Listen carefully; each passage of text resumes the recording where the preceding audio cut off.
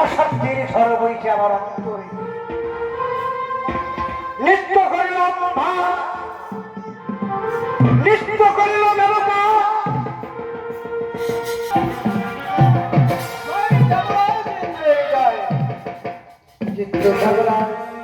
বলুন দেবরাজ আমায় কি জন্য রেখেছে? তখন ভাই ঠাকুর সর্বরাজ আক্রমণ করেছিলে। এই কি বলছেন দেবরাজ? তুমি রানী শশী দেবীকে রক্ষা করেছিলে,